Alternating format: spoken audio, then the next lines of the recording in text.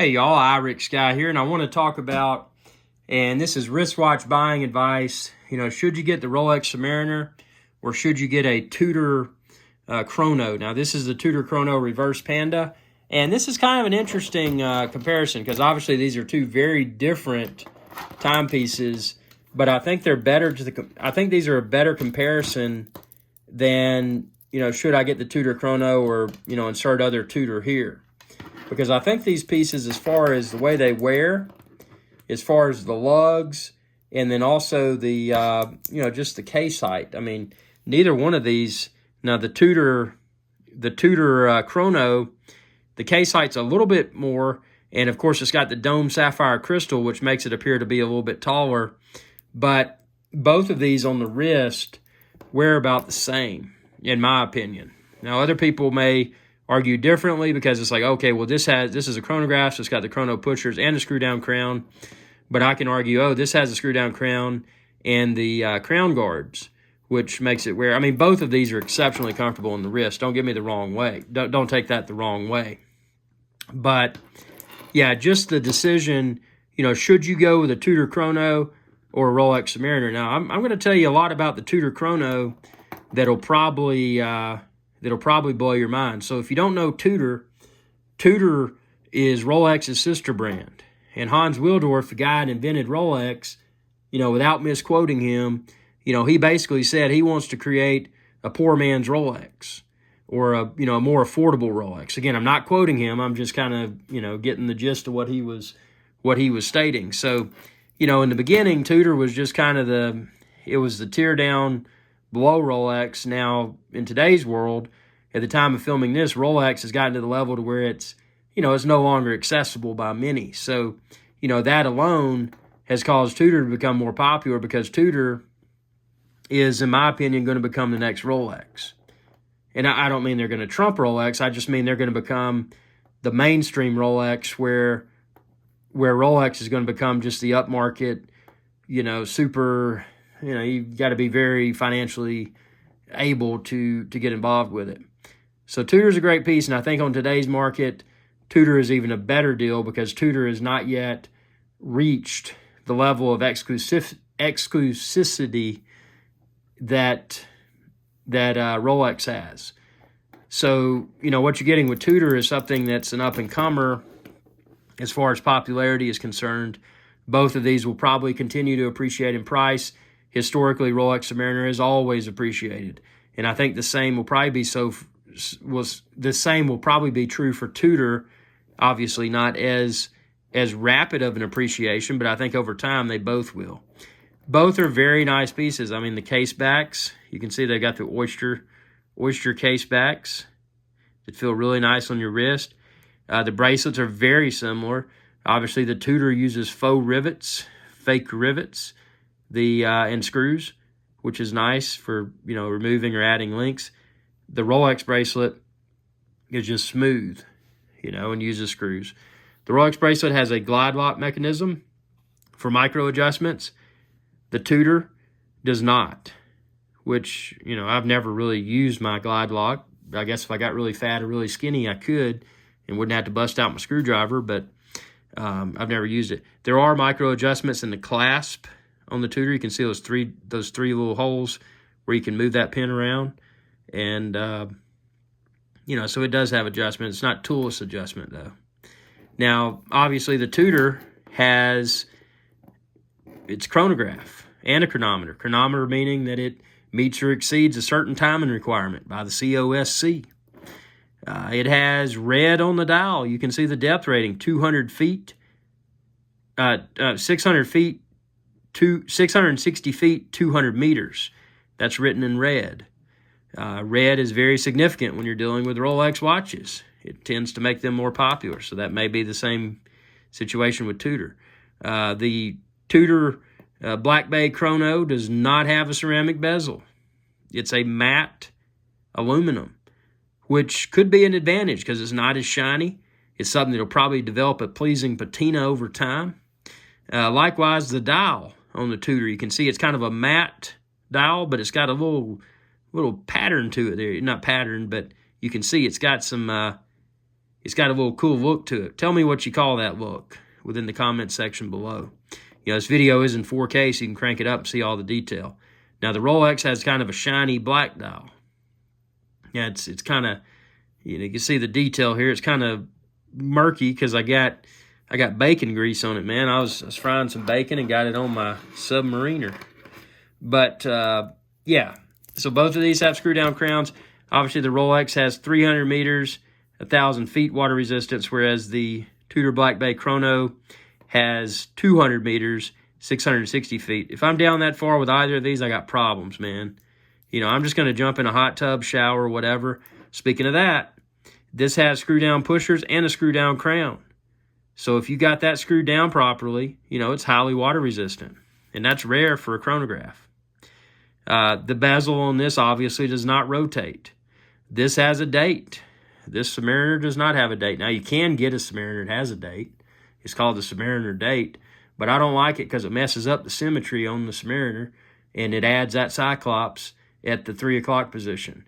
And that's what's cool about the Tudor Black Bay Chrono is it's got a dome sapphire crystal. Submariner doesn't. Just completely different looks. You know, the Tudor Chrono is trying to look all old school, look all vintage, man. But it's new tech. It's got a 72-hour power reserve. My Submariner, now the current reference Submariner has, I think, a 72. This one's, I think, only a, you know, maybe was it not 24, but 48 or so. Comment below. I mean, it's not 72 hours. But, yeah, so the Tudor Black Bay Chrono has a date at the 6 o'clock position without a Cyclops, which the symmetry looks nice. It's nice having a date. Obviously, on the Tudor Black Bay Chrono, whereas on the Submariner, you know, you can see that seconds hand sweeping. The seconds hand sweeps on the Tudor Black Bay Chrono, but it's at the 9 o'clock position. It's a small second. See that right there? It's moving around. It's almost to the 45. So the big hand that you see with the red tip, very cool. They put a red tip on it, by the way. That hand is, you know, if I unscrew the crown and engage the chronograph, that would start going around. And then this over here would start ticking up. So, you know, that's kind of cool if you want to use the chronograph complication. The Lume, the Tudor Black Bay Chrono uses Super Loma Nova. The Rolex Submariner 114060 uses Chromolite. So it kind of has a blue color to it, whereas this is more green. Both are highly legible at night. You know, no complaints whatsoever viewing these timepieces at night. One of the things that differentiates, and you may not notice this, but, you know, especially if you're newer to wristwatches, the Tudor uses what they call the snowflake hands. You can see that hour hand is kind of shaped like a snowflake. Like kind of think of a square kind of tilted on its side. Whereas the Rolex Submariner utilizes a Mercedes hand. It's got that Mercedes logo. So, you know, different looks. Both are exceptionally well executed. Both feel great on the wrist. The steel that the Rolex Submariner uses is a special kind of stainless steel, whereas and I forget the number, but comment below if you know. Whereas the Tudor Black Bay Chrono uses 316L stainless steel, which is the common stainless steel like you're going to find in a lot of high-end wristwatches. But, you know, and there's no use of precious metals in the Tudor Black Bay Chrono, whereas the Rolex Submariner right here, it's got platinum in the graduations of the bezel. It's got white gold for the markers and hands on the dial. So, you know, it does use some precious metals. The collectability of both of these, obviously Submariner is probably the most collectible wristwatch in the world. Not just the most collectible, but probably the most recognizable wristwatch in the world. The Tudor Black Bay Chrono is kind of new. You know, it's kind of like, I mean, the best way to put it, man, I'll just say it's kind of like Rolex Daytona, and it ate too much. You know, got a little bit chunky. And again, not too big. This wears very well. There's a lot of negative comments on the internet about the Tudor Black Bay Chrono, and it wears like a chunky monkey, and I disagree. And I wouldn't want it in the Black Bay 58 size. I think this 41 mil, by the way, Submariner's 40. This is 41 in the Tudor Black Bay Chrono. I think it's perfect size for the Tudor Black Bay Chrono. Feels great on the wrist. Looks great. Everything's proportional.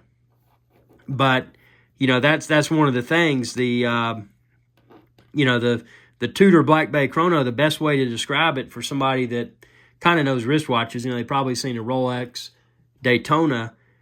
So I look at the Tudor Black Bay Chrono as like, okay, Rolex Daytona, it ate a little bit too much, didn't get too fat, and then it tried to disguise its weight. So what it did, it dropped the see these subdials. There's only two. If you look at a Daytona, it's got a third subdial above the 6 o'clock position, but the Daytona doesn't have a date. So it's kind of like, the Tudor Black Bay Chrono is kind of like, man, it ate a little bit too much. It didn't get too fat, but then it dropped its third subdial to try to look less fat, and it added a date. So it could keep track of how much it's eating. That's a creative way to look at a Black Bay Chrono. I think the Black Bay Chrono, although it does resemble, obviously it's got Rolex DNA down to the bracelet, the dial, everything. It's definitely got that Rolex DNA, because Tudor is a sister brand of Rolex, but it's got its own identity. And it doesn't try to be something it's not. And I think for that reason, I think that the Tudor Black Bay Chrono right here, especially in this reverse Panda configuration, the black primary dial, the whitish silver subdials, I think it's the best. Now the Panda is the other configuration you get this in, and it's got a white primary dial and then black subdials. But I find the Panda to be, because of the white snowflake hands, I find it to be less legible. So I think the sweet spot, in my opinion, is the Tudor Black Bay Chrono reverse Panda that you see here. Now, if you're torn between these two, obviously if both are accessible, if you're lucky enough to find both in stock at an authorized dealer, I think the answer, which one should you buy, if you could find both of these in an authorized dealer, I think the immediate answer would be, get the Submariner. Now, if you could only find the Submariner on the gray market,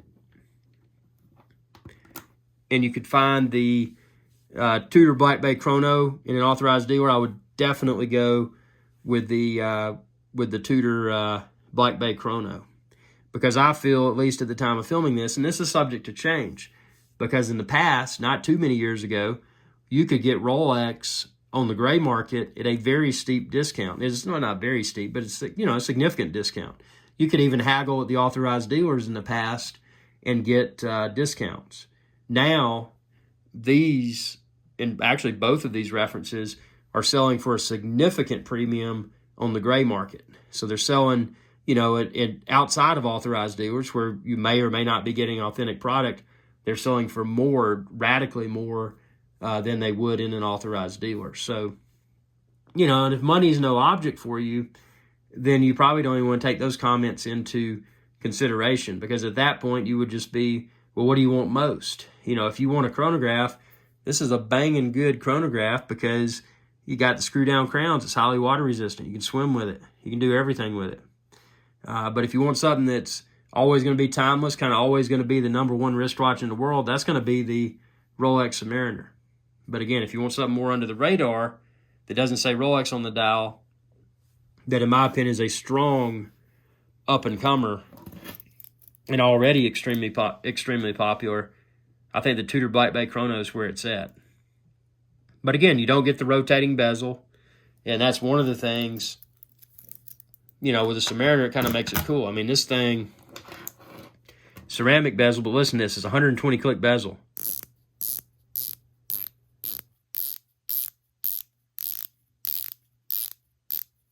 See, when you go at 1, 2, 3, 4, 5, 6, 7, 8, 9, 10. So 10, 20, 30, 40, 50, 60 times 2 is 120. Now, again, the Tudor Black Bay Chrono, being a chronograph, this bezel doesn't rotate. So you can't click it around if you want to. Just something to be aware of. And, I mean, this is a little bit taller on the wrist. And again, because see, it's got the dome sapphire crystal, so you can see the sapphire crystal sticks up. It makes it appear actually taller than it is. So what I want to remind everyone is that if you look at this and, don't take it, even if you do take into account the dome sapphire crystal, you know, this is not too tall. This does not feel chunky on your wrist. I have a 7.5-inch wrist. It fits great. I wear both of these fine. And I also wear a Black Bay 58, which is 39 millimeters, which is smaller than both of these. But, you know, I think between these two, I don't think you can go wrong with either. I mean, obviously, what's going to be perceived as always the most popular, always the most recognizable is going to be the Submariner. And part of that's because of the James Bond connection. That's never going to change. This is a future classic, in my opinion, and it's more under the radar. So, you know, it's whatever you're looking for. And most importantly, it's what feels good on your wrist. Because if you go out and buy something just because it's what, you know, you feel that people want you to buy and want you to wear, that's stupid. You know, go out and get what you like, what feels good on your wrist. And, you know, if future trade or future resale is of concern, again, I would definitely lean towards the Submariner. I don't think the future trade or future resale value of Submariner is ever going to go down. I could be wrong. I don't see that happening. But I do feel that there's a lot of room for growth with the Tudor Black Bay Chrono because, again, it does not have the name recognition that Submariner has. It probably never will. Hey y'all, Captain Irix Guy here. I hope y'all enjoyed this video. If you did, please be sure to subscribe. It's youtube.com/Irix Guy. And ring that bell icon when you do to be notified whenever I post another video. Thanks for your viewership, and y'all have a good day.